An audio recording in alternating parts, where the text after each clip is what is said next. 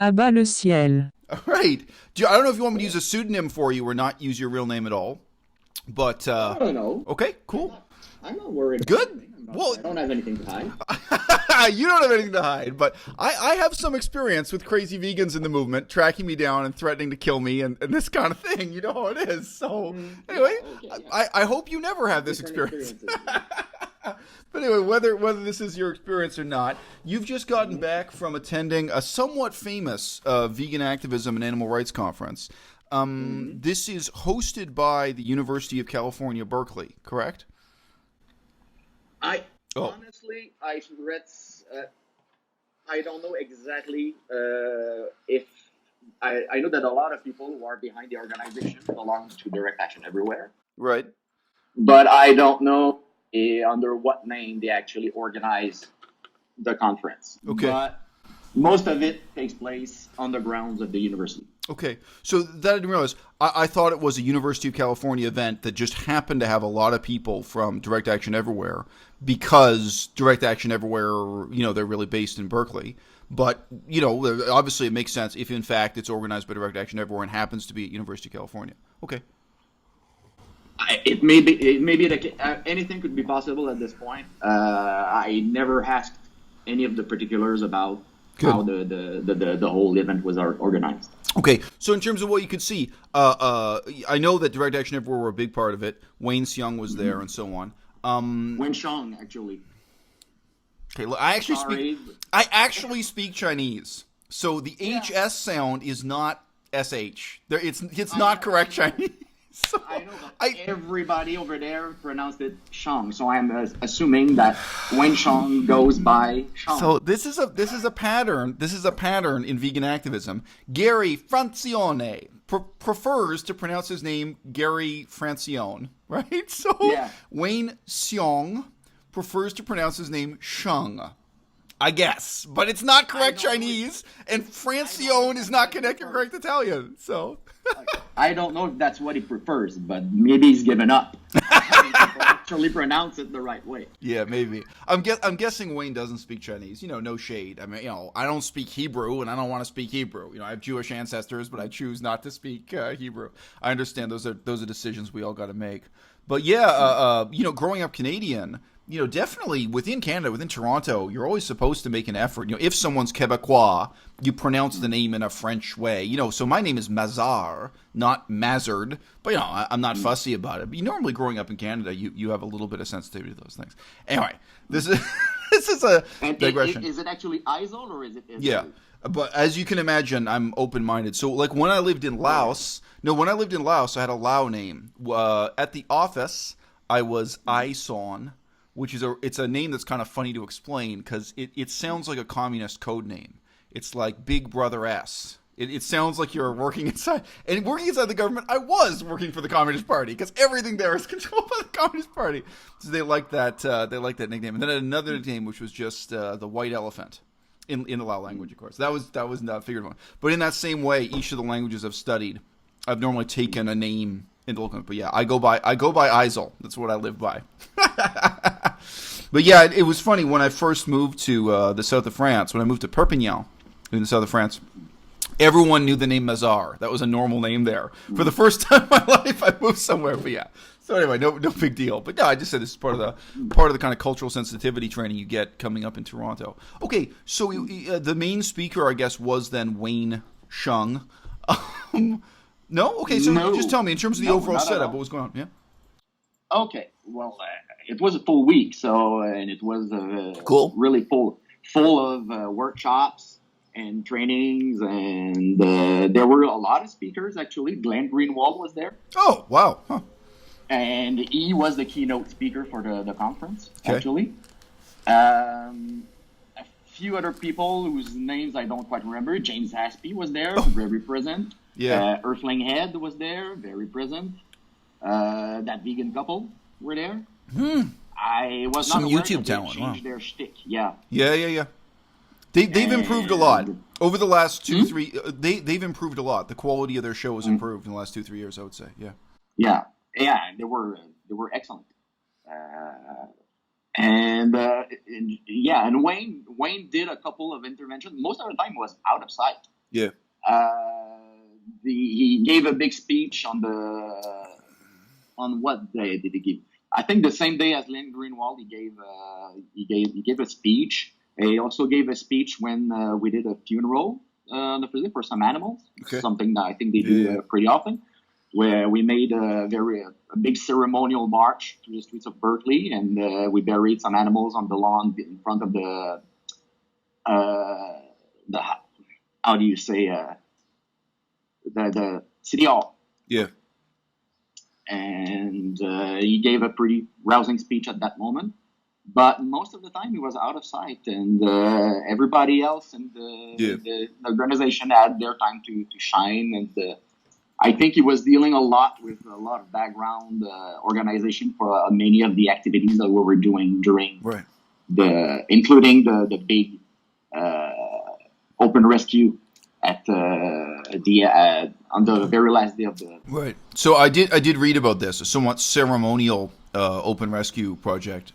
So let me just ask, given that 2018 has been a very dramatic and tumultuous year for direct action everywhere, would you say that there was any criticism of DXE or any events that were, critical of them, or maybe reflecting on successes and failures, what went well, what didn't go well? You know what I mean in this sense? There was not a lot of reflecting on. I think they were the whole conference was very much the what was being kept in mind was that we're here for the animals. So Yeah. during this conference, please meet up with people, make contacts, Okay. have fun, learn, but always keep in mind that we're here for the animals. I was aware. I honestly, at one point, I didn't know if I was going to go anymore. But since my plane ticket was already, reserved, and I already had a room reserved, I decided to attend anyway. But I looked at the criticisms of DXC and I looked at the answers. Yeah. I have to say that most of the answers that have been given to me sound transparent and sound like they're conscious that they've made mistakes in the past. I mean, this is what these are things that they freely admit, that they've made mistakes in the past, that they've learned from it, and that they've changed some of the ways they're doing things. And from what I've seen at the conference, I would have to agree with that. I don't mean to say that I'm not uncritical of DXC anymore, but from what I've seen at the conference, they've been accused of racism and homophobia before. Yeah. I did not see anything of that at the conference. No, I mean, au contraire. Yeah, look, I mean, I've heard those claims also, and I think I have about 20 videos criticizing DXE on my channel. I've never once, substantiated or dealt with those complaints. I mean, the only thing I'd say that's interesting with that, it shows some of the challenge of having a social media-based form of activism in the 21st century. And one of the people, what he said to me, his complaint was he felt that ethnic minorities were not getting their videos onto the main YouTube page, and they weren't getting posted on the Facebook page. But I mean, I'm sure a lot of people feel that way. Like, people do a demonstration, and then they complain, well, somebody else's demonstration is on the Facebook page and on the YouTube channel and not mine. So I just say, beneath the issue of racism per se, it seemed to me instead a lot of those complaints were about control of promotion and social media platforms, which is, something worth thinking about in a different sense, but isn't really racism as racism doesn't seem to me the problem with DXE. I've made many videos about the problems, but I don't think that's one of them. Yeah. The way I see it, for the social media, I think that they really want to concentrate their effort. The Berkeley team wants to concentrate their social media effort on Berkeley. Right. Yeah. And every other place is encouraged to have, I think, their own media presence. Right. So deal with it as you see it. Right. If you don't get, I can understand that if people feel like they don't get enough recognition from, Berkeley, which is probably seen as the central, the core of DXC. Maybe, but frankly, I don't think so. I mean, the way, again, what I've observed, I don't know if it's their actual tactics or anything like that, but I think they really, really, really want to concentrate on Berkeley. because I think they want to really have political impact locally, Yes. in Berkeley, in San Francisco area, maybe in all of California if they can. Yeah. And I think that's what they're really concentrating their efforts on actual political change. Yes, yeah. They've been open about that. In terms of their most recent manifesto document, that they're trying to build a vegan community in Berkeley, California specifically. Anyway, look, this is the purpose of this video is not really to criticize Direct Action Network, just because I already have so many others. So I just say, for people who don't know watching this, I'll have a link below the channel. I have a whole playlist of videos. But I do think for people who signed up, people who joined DXE just a couple of years ago, it is a big change, because it used to be in the past that they were supposed to be a decentralized, non-hierarchical global network, and they've become the exact opposite. They're a hierarchy led by one man. They have a center, which is this one place in Berkeley. And, if you support DXE, that's now what it's all about. That's the exact opposite of what people were joining for just 2 years ago, say. So a short time ago, they've changed in that respect, too. Yeah. I'd say that, Wayne probably has a large presence in the organization. I think that's undeniable. But I think that there's a lot of place for input from the other members of the core team. Yeah. Sure. More than what people, I think, because what I've seen, I'm not here to just praise DXC because, as I said, I'm not uncritical of the organization, but I was actually impressed by what I saw over there. So, but some of the criticisms about the DXC being cult-like or things like that, I really didn't see much of that.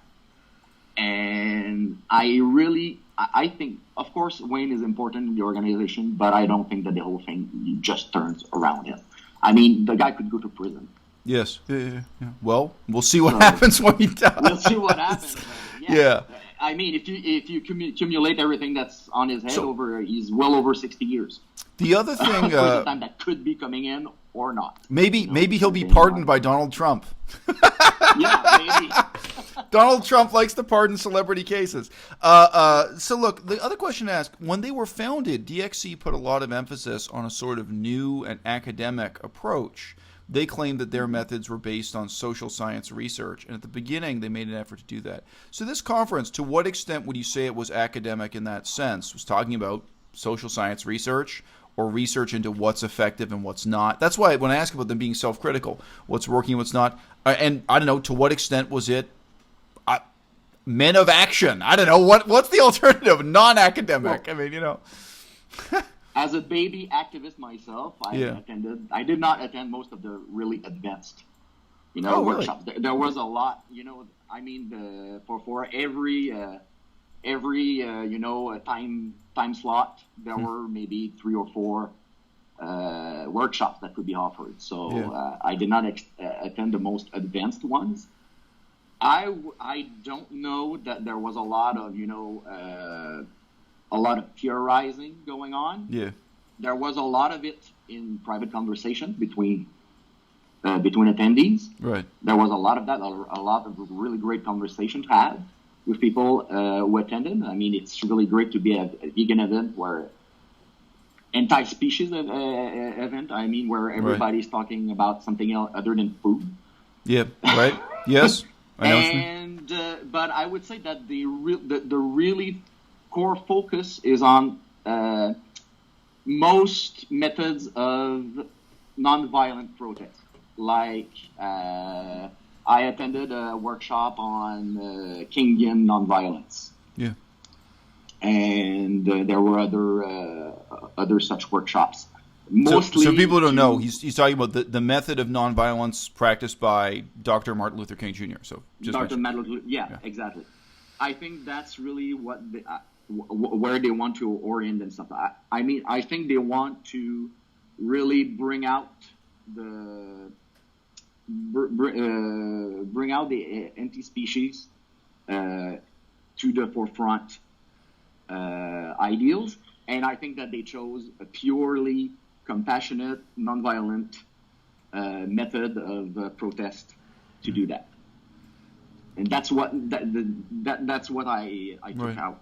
from Right. the whole conference. Yeah. If I had one great, Okay. one big, So given that a lot of it's about methods, do you think a new method came out of this? Like, just to give an example, within the last 1 year, there's been a lot of excitement about the Cube of Truth protests, So, I mean, were those the kind of discussions as to what extent is Cube of Truth effective, or to what extent should you try, the old-fashioned DXE disruptions? I mean, they used to run onto baseball pitches. They used to interrupt baseball games. That used to be their method, this kind of thing. Running into restaurants, yeah. They really wanted everybody to have a taste of every kind of approach that's Okay. being mainstreamed right now. So Right. disruptions, cubes of troops, good old-fashioned marching, Right. and open rescue. And I think that the real goal is to have all of these things work together, Right. because not these forms of protest all have different goals. Right.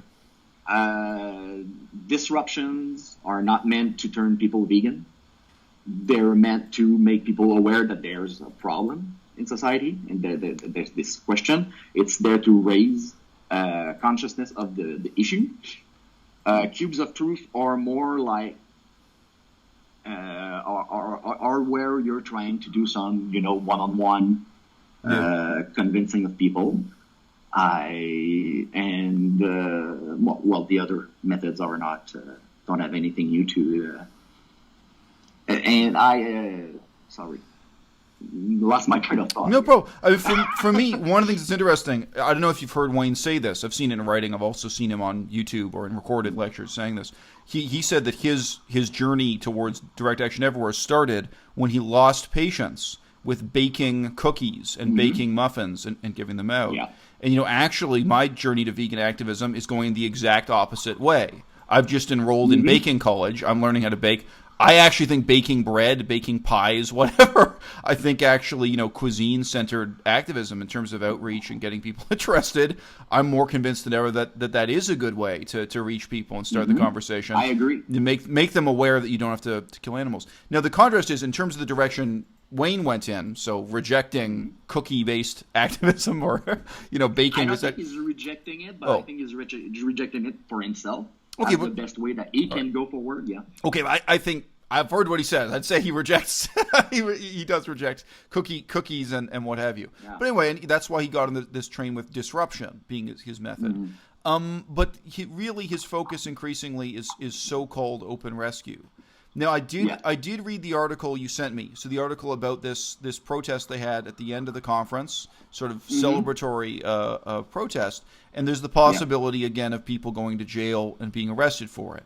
Now, I just note, so one interesting thing with this particular protest, in the state of California, there is a law, but I would call it more of a legal guideline, that if there is an animal that is starving or lacking water, people outside have the right to break in order to provide that animal with water or food. But it actually says in the law, with the animal remaining in confinement. Exactly. Yeah, it doesn't give you the right to actually steal the animal or take the animal outside. It gives you the right to go inside and provide it with food and water and then leave. Yeah. Yeah. So I just note they even though they raised this law, actually what they're doing is illegal. They're stealing the animals and not giving them back. Yeah. Exactly. Yeah. They're not. Well. Oh. They're not stealing the animals. They're liberating them. And frankly, I think it's fair enough. As a vegan, I think it's the way to see it. Okay. Have you seen the video about the blind dog that was rescued recently? No, not a blind dog. Okay. Recently, they did an open rescue where they rescued 3 dogs from a place where they do experiments on dogs. Okay. And one of these dogs is Julie, and she's blind. And there's this video that they made during the conference. They had a VR video. They had a VR experience of the rescue. So they filmed the entire rescue operation in VR. And when you're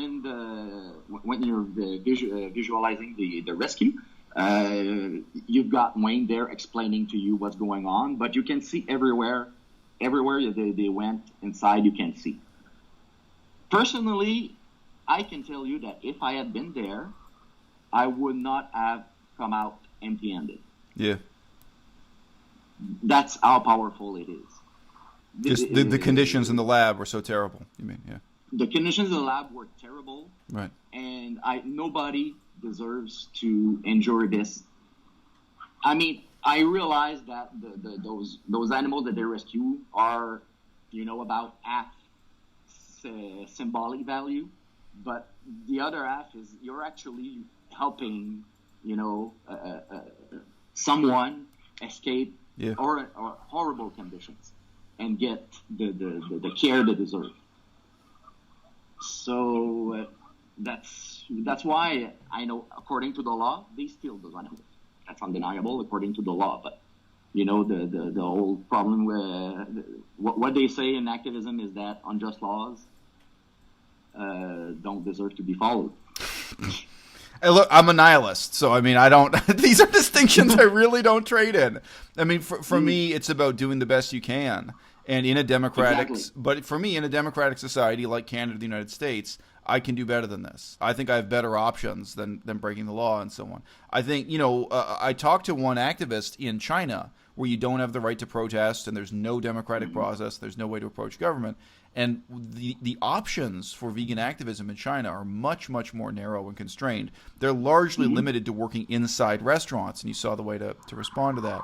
But I just be honest with you, I really don't sympathize with the law-breaking element of this approach. And, I mean, a guy like Roger Yates, sorry, I hope I'm getting his name right, but there was a guy who went to prison for some time because his activist group, they got into destroying fur in fur shops. And I think a lot of vegans can sympathize with that.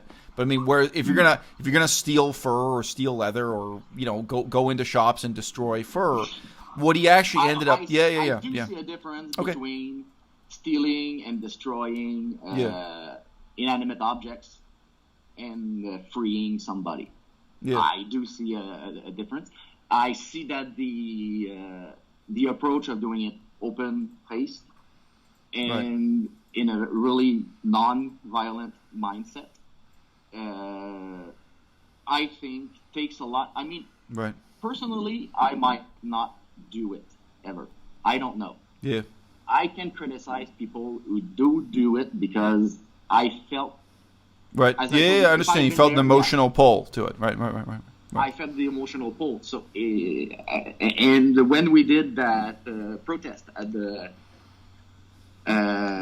industrial farm, I mean, I'm just so grateful that we could pull something like that because it was huge and it was symbolic. Right. And I think it's the sort of action that could change the course of things. Right. I think. And while I don't approve of every method of activism, but I think that many methods can work together. I mean, you need restaurants, you need bakeries, but I think at the end of the day, you will need civil disobedience. I think that's going to be a requirement to make things go forward. Well, when you break into a lab and interrupt research that's underway, theoretically it could be research into curing cancer, but theoretically it could be research into making a shade of lipstick slightly more red. It could be something like this. But in either case, the company doing the research, they're in a position to say, oh, this was a $6 million research project, and you interrupted it, invalidating the results. So now you and your organization are liable for $6 million worth of damage. So apart from the criminal act, there are just simple damages, legally speaking, where you're liable for the cost of the damages.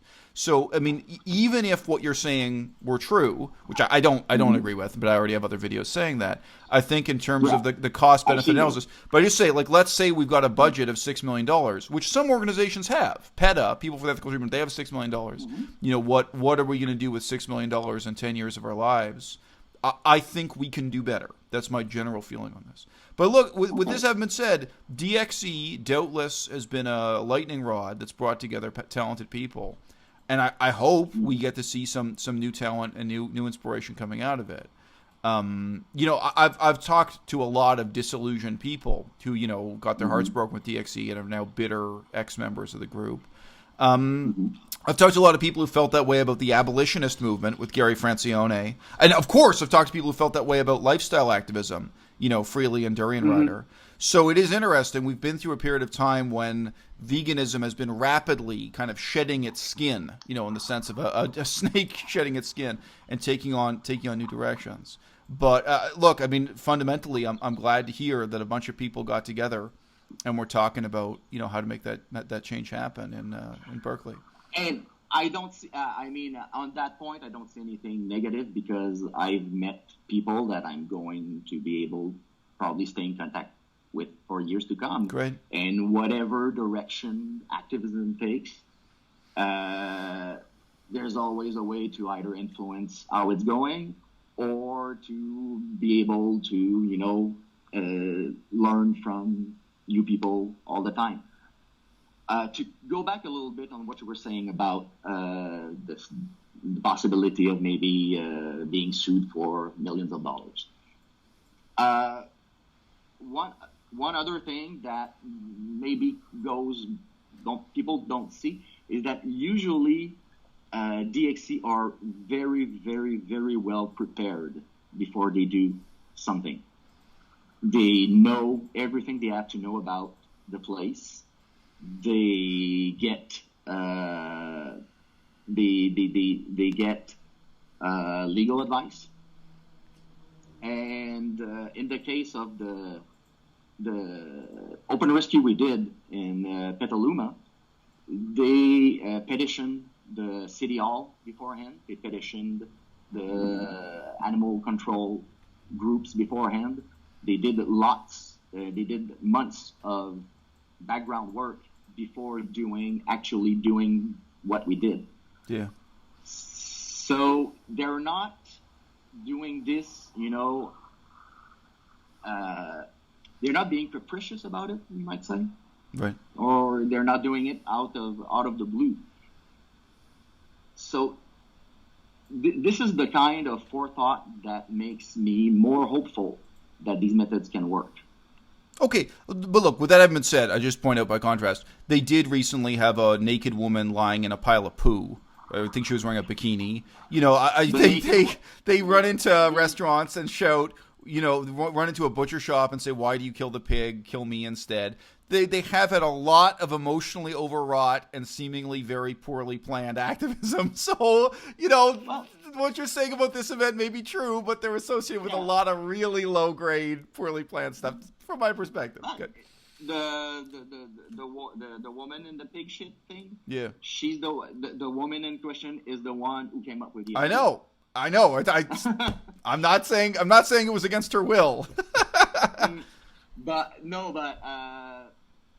I mean, they try stuff, but even that stunt took a lot of preparation beforehand. Got to get a truck full of poo, no question.